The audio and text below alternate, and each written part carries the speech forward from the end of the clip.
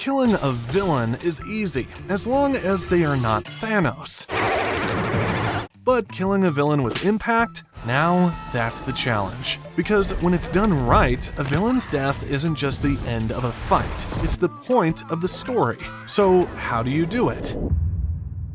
We've researched and produced countless numbers of videos on villains, and we can tell you this for free. One sure way you can make an impact with a villain is by letting their death reflect their greatest flaw. Take Tai Lung in Kung Fu Panda, for example. From the moment we meet him, everything about him screams fierceness. He's powerful, precise, and terrifyingly focused. But beneath all that muscle and rage is something deeper, a bottomless sense of entitlement, the belief that the Dragon Scroll belongs to him, like the universe, not just Shifu, owes it to him. Who denied me my destiny? He was trained, he was chosen, so how dare anyone say otherwise? He responds the only way someone like him would, with rage, and Tai Lung is one hot-headed guy. Give me the scroll. I would rather die. Right from when he broke out of prison, dude didn't even bother to take a shower first. He just jumps right into punching everyone. Hard to imagine how someone locked for years could achieve that.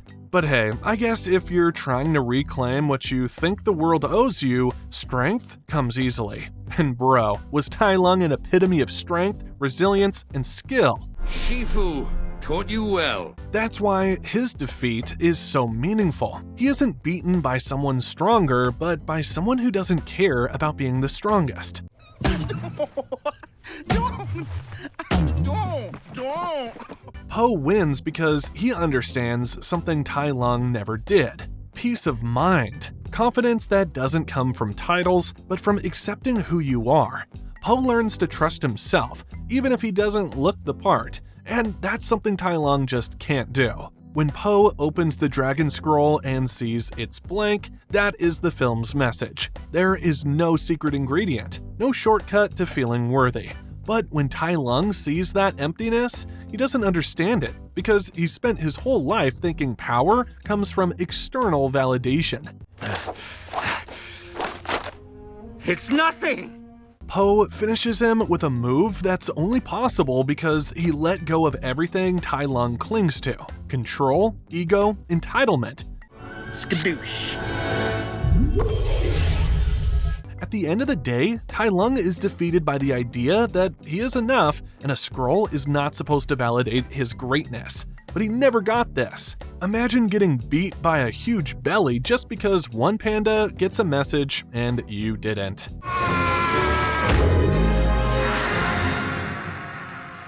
Anyway, that's what makes his downfall impactful. It was a belief system collapsing in on itself. But here's the thing, why does that last moment look so satisfying? Why does watching him vanish in a burst of golden energy feel like closure? Well, because a villain's death needs imagery. So here's the question. What happens when a villain's final moment becomes a painting you never forget?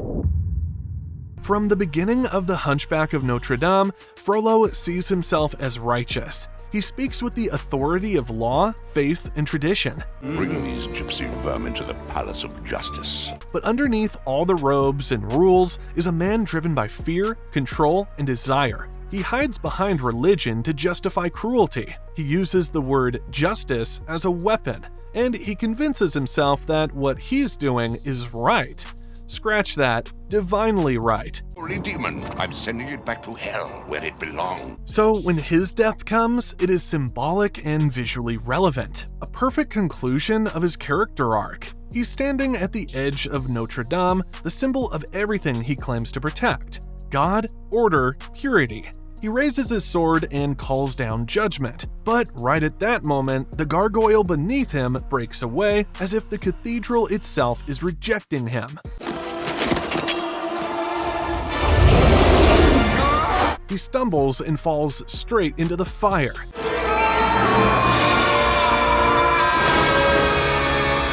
The same fire he lit, the same fire he threatened others with, the same fire he sang about. Like fire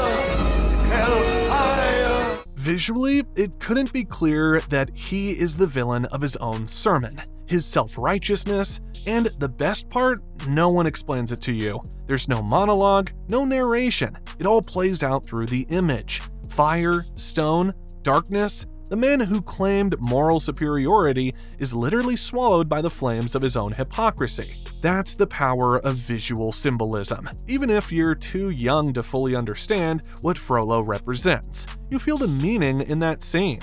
You see the irony. You sense the weight. It's a perfect way of showing without telling. But sometimes it's not enough to visually represent the impact of a villain's death. Sometimes the real impact comes from letting them live long enough to see the one thing they crave most slip right through their fingers. Jack Horner is one of my favorite villains ever. Dude's like a well-made lasagna. Delicious. Horner doesn't give a hoot about justice or proving a point. He just wants it all. All the magic, all the power. All of the magic in the world. For me. He hoards weapons like trophies, crushes anything in his path, and treats other characters like they're beneath him. Well, maybe they are if you consider his height and intimidating build. But you get my point. His whole identity is built around being the biggest, the baddest, and the most unstoppable force in the room. Yeah. But that's what makes his ending so satisfying. He died because he was too greedy. He chased all the power in the world to fill the hole in him, instead of focusing on what really mattered: love, connection, and friendship.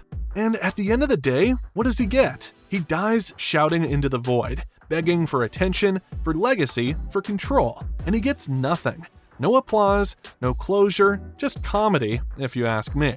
What did I do to deserve this? That's the point. The worst thing you can do to someone like Jack is to deny him, to strip away the myth he tried to build around himself. The writers did more than kill Jack. They erased the fantasy he clung to by denying him the very thing he needed to feel important. It's psychological punishment. His death is about emptiness. He walks into the story thinking he's a legend and leaves it as a footnote. Because sometimes the most powerful way to end a villain is to take away the one thing they built their identity on. But what if the key to a villain's defeat isn't really about them at all? What if the real impact comes when the hero is the one who changes? Can you guess this next villain? Your Big Bad Wolf. I'm Death. From the moment he appears in Puss in Boots, Death is different from every other villain in the film, and arguably from most animated villains, period. He walks into the story as a force of nature, calm, unshakable, and terrifying. Well. If it isn't Puss in Boots himself. Death has one purpose: reminder. He is a wake-up call. Think of him as an alarm that persistently forces your eyes open every time you hit the snooze button. His job was to constantly remind Puss that he only had one life left, and if he fails to acknowledge this because of his ego, he is going to die. That changes everything. Until now, Puss lived like the legend he built around himself: reckless, fearless, untouchable. Puss in Boots laughs in the face of death. He burned through 8 lives with the kind of arrogance only a myth can carry, and he never looked back. But death shows up as the sentence, a living metaphor that says, you don't get to keep running from the truth. I find the very idea of 9 lives absurd. And that's where this villain becomes more than just a character. Death is a reflection. He's the part of Puss that refuses to be ignored, the consequence of ego, the anxiety that creeps in when you realize you're not who you thought you were. He doesn't need to shout or monologue. His presence alone forces the audience and Puss to confront the one truth we all try to avoid: life is finite, and pretending otherwise has a cost. Now, here's where the brilliance comes in. The movie never asks us to root for Puss because he beats death. We root for him because he finally listens. He stops running. He sits with his fear. He admits he's scared, and he reaches for something he's never valued before: connection. Remember Kitty and Perrito? Yep.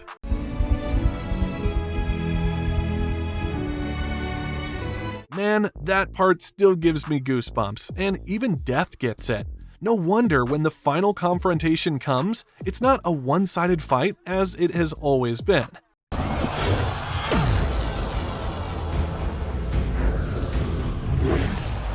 Even better, it's not about the blades anymore. It's about whether Puss has truly changed, whether he's accepted what it means to live with meaning. When Death swings and Puss doesn't flinch, that's the real victory. Death is never portrayed as evil, just inevitable. And when he sees that Puss finally respects life enough to live it fully without illusions, he lowers his weapons. Live your life, Puss in Boots. Live it well. That's the lesson. Sometimes a villain doesn't need to be destroyed to be defeated. Sometimes their entire presence exists to test whether the hero is ready to become who they were meant to be. And in this case, Death's defeat is about irrelevance. The version of Puss who lived for applause and legend is gone. The new version, he has nothing to fear because he's finally alive. So, Death leaves, silently, respectfully. But before he leaves, he says this. You know we will meet again, right? This isn't a threat. Nah, it's a certainty. A quiet reminder that he didn't show mercy, but came as a warning. The next time they cross paths, there won't be a second chance. And the way Death delivers it, he's demanding recognition and respect. Of course, Puss acknowledges it because deep down, he knows that day will come. Maybe not today, but eventually. That's what makes this scene impactful. It's about the one truth we all carry with us. Sooner or later, we'll face death too. And that moment will demand the same thing from us: understanding, acceptance. Anyway, what if the story flips that dynamic completely? What if in trying to kill the so-called villain, the real villains are exposed? Some of the most impactful deaths in storytelling don't involve killing a villain at all. Sometimes the villain is an idea, a system, and its downfall reshapes everything the characters and audience believed. In The Sea Beast, the story sets up a world where sea monsters are the enemy. For generations, hunters have built their identity on slaying these creatures. And eradicate every sea beast in our path. The government funds them, the people worship them, and the Red Bluster, the biggest and most feared of them all, becomes the face of that so-called evil.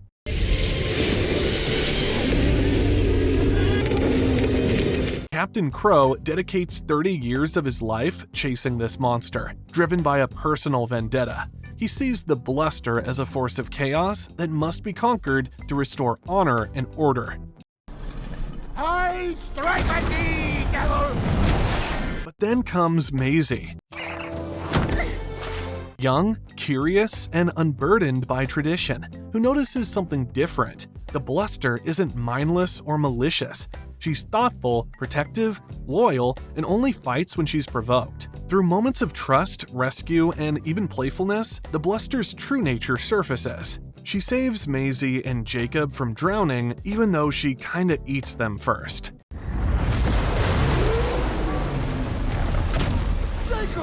But anyway, she fends off other threats. She even helps them fish.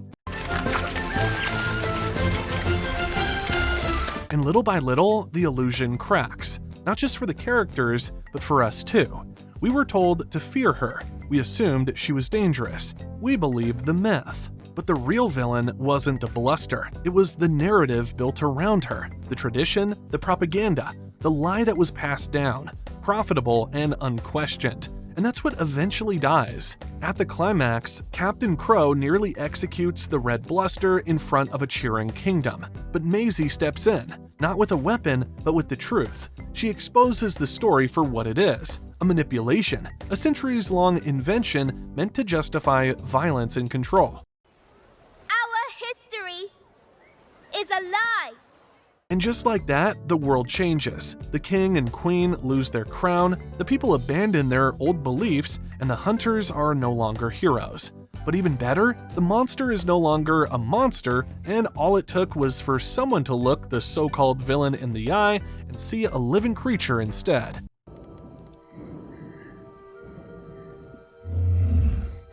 But what happens when a villain can see the truth right in front of them, but they still can't let go?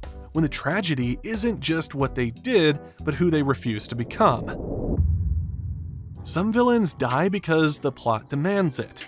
Others die because they've earned it. But the most haunting ones? They die tragically because they just would not change. That's Lord Shen. From the outside, Shen looks like your classic animated tyrant. Rich, brilliant, heavily armed, and backed by a brutal sense of destiny. Yes, didn't you see the peacock on the front door? But his power isn't what makes him dangerous. His obsession is. He hears one prophecy, one tiny prediction that a warrior of black and white will defeat him, and he loses his mind trying to rewrite the future. In that desperation, he does something unforgivable. He wipes out the pandas. He becomes a mass murderer just because he is scared and, dare I say, pure evil. Because fear is one thing, but wiping out a whole race is on some Thanos level-ish. This is. But his character is also tragic because he's smart, he's capable, and he had every opportunity to lead differently. And oh, did I forget to mention that this guy moves so sleekly, it's crazy. If I ever wanted to be an animal that knows kung fu, it would definitely be him. Nevertheless, Lord Shen became a victim of his own fear and his own need to control things that were never his to control. And that's where Po comes in. You can say he is Shen's enemy, but Po is more fitting as his mirror. He is literally what Shen feared. However, instead of being a monster born of prophecy, Po turns out to be a hero born of healing. He faced the same pain Shen did, such as abandonment, trauma, and loss. Yet he chose growth and healing. He let go of the past and found peace in the present. When Shen and Po face off at the climax, it's beyond just a physical battle. It's also a philosophical one. One of them has made peace with the unknown. Inner peace. Inner peace. The other still believes the only way to survive is to control the future. And then something unexpected happens. Po offers Shen peace. He tells him he's let go of the past, and that Shen can too. The only thing that matters is what you choose to be now. In that moment, the film offers Shen a final chance. He could stop, he could change, he could lay down his need for control and accept a different path. But he doesn't. You're right. Then I choose this! Shen's last decision is to keep fighting, to go down with his war machines. His final stand is to dig himself further into the pit he has created. It is likely pride or just sheer stubbornness. But whatever it is, Shen is finally alone. No mother, no father, no relatives, or loyal servants. His men have fled, and no one is cheering or even mourning him. He is utterly alone.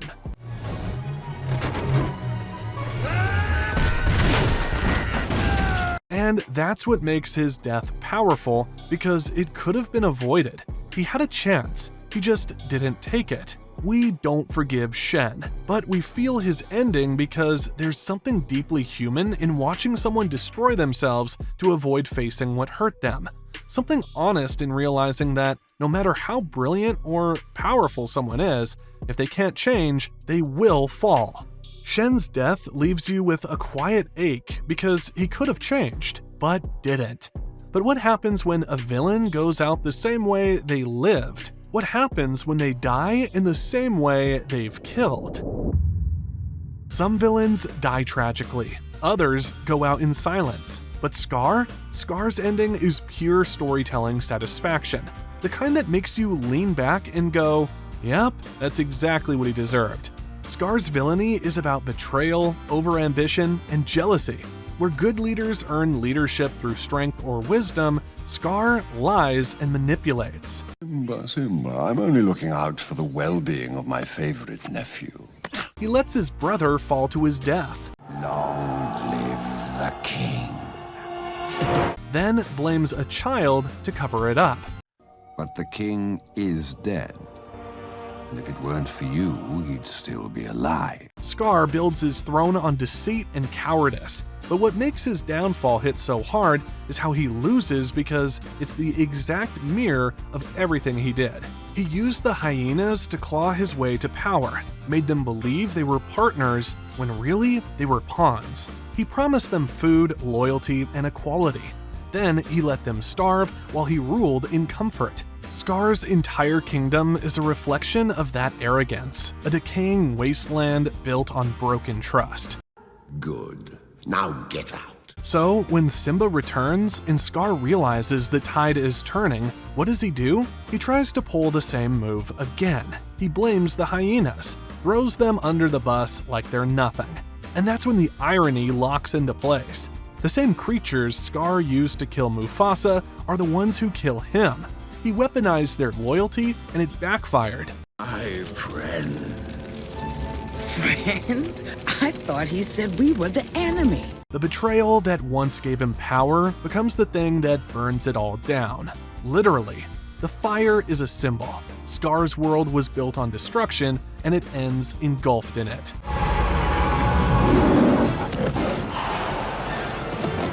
No drawn-out speeches, no second chances, just poetic justice, delivered fast and final. That's the power of karmic storytelling. You don't have to explain why it's satisfying you feel it, because the death reflects the crime, the ending reflects the journey, and the villain goes out the exact way they lived, selfish, alone, and out of tricks. But from killing villains with impact to writing the perfect twist villains, click here to see why Lotso is the perfect twist villain.